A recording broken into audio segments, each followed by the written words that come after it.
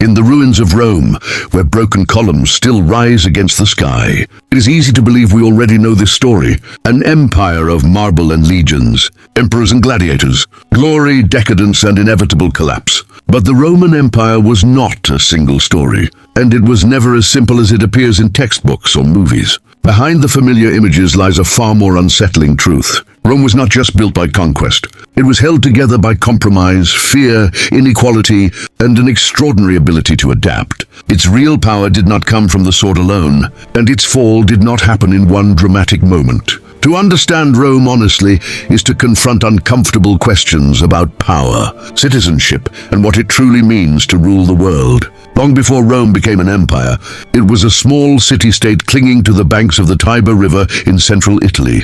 According to Roman tradition, the city was founded in 753 BCE, but archaeology tells a slower, quieter story of villages gradually merging into a single urban center. Rome's early kings borrowed heavily from neighboring cultures, especially the Etruscans, who influenced Roman religion, engineering, and political symbolism. Even in its earliest phase, Rome was not isolated or unique. It was a borrower and adapter, a civilization shaped as much by imitation as by innovation. The Roman monarchy ended in 509 BCE, replaced by a republic that would last nearly 5 centuries. This republic was not a democracy in the modern sense. Power rested in the hands of a small elite, the patricians, who dominated the Senate and controlled political offices. Ordinary citizens, known as plebeians, struggled for generations to gain legal protections and political representation. Rome's early history was defined by internal conflict as much as external war,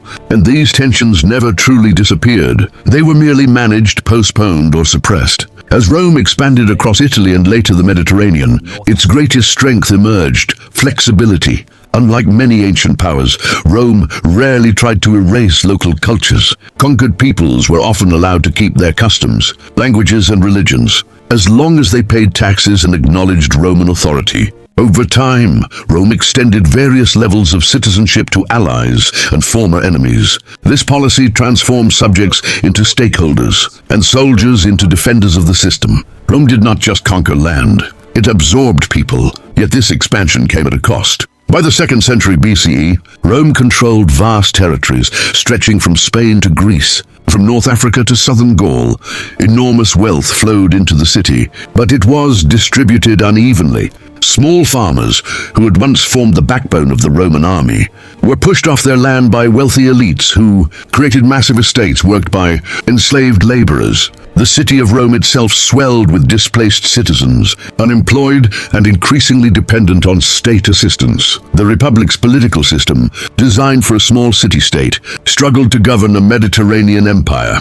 Reformers like Tiberius and Gaius Gracchus attempted to address inequality through land redistribution and economic reforms. Their efforts were met with violent resistance, and both brothers were killed by political mobs. Their deaths marked a turning point. Political violence became an accepted tool, and the old norms that restrained ambition began to erode. The Republic still existed in name, but its foundations were cracking. The final century of the Republic was dominated by powerful individuals who commanded personal armies and loyalty that outweighed allegiance to the state. Figures like Pompey the Great, Julius Caesar, and later Mark Antony rose through military success rather than traditional political consensus. Julius Caesar's crossing of the Rubicon River in 49 BCE was not just a bold military act. It was a declaration that the old rules no longer applied. When Caesar was assassinated in 44 BCE by senators who claimed to defend the Republic,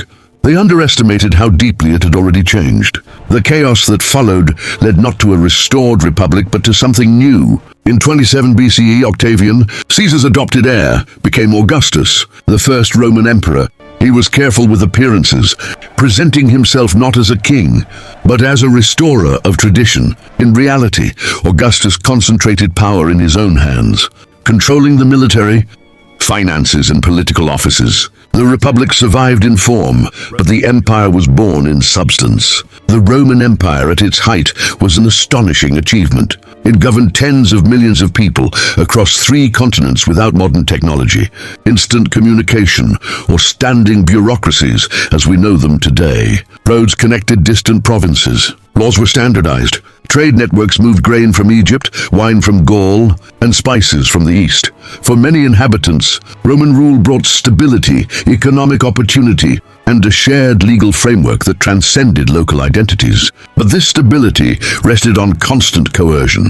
The Roman army was ever present, and rebellion was met with brutal force. The destruction of Carthage, the suppression of revolts in Gaul, and the crushing of the Jewish uprisings in Judea revealed the empire's limits of tolerance. Rome could integrate, but it could also annihilate. Order was maintained not just by law, but by the clear understanding that resistance would be devastating. The emperors themselves were not uniformly tyrants or visionaries. Some, like Augustus, Trajan, and Hadrian, ruled with competence and restraint. Trajan expanded the empire to its greatest territorial extent in the early 2nd century CE, while Hadrian later recognized the dangers of overexpansion and focused on consolidation. Others, such as Caligula, Nero, and Commodus, became symbols of excess and instability. Though ancient sources often exaggerated their crimes for political reasons, what is certain is that the system depended heavily on the character of individual rulers, and there was no clear mechanism for peaceful succession.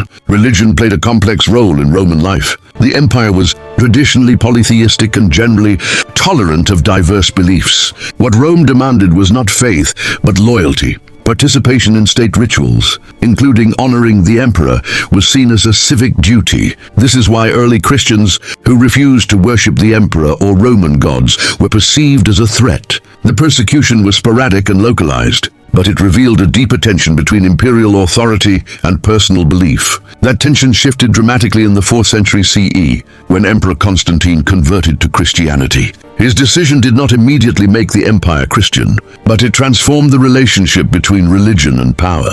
Over the following decades, Christianity moved from a persecuted sect to a favored institution and eventually to the empire's dominant religion. This transition reshaped Roman identity and left a legacy that still defines Western civilization. The idea that Rome fell suddenly in 476 CE is one of history's most persistent myths. In reality, the Western Roman Empire declined gradually over centuries due to a combination of economic strain, political fragmentation, military pressures, and administrative overload. Invasions by groups such as the Visigoths and Vandals were not the sole cause, but symptoms of deeper weaknesses. Rome increasingly relied on non-Roman soldiers, struggled to collect taxes, and failed to maintain infrastructure.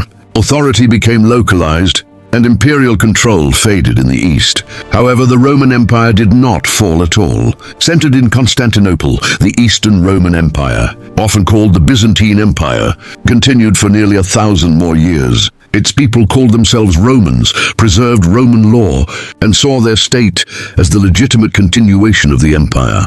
This fact alone challenges the simplified story of Rome's collapse and forces us to reconsider what we mean when we say an empire has ended.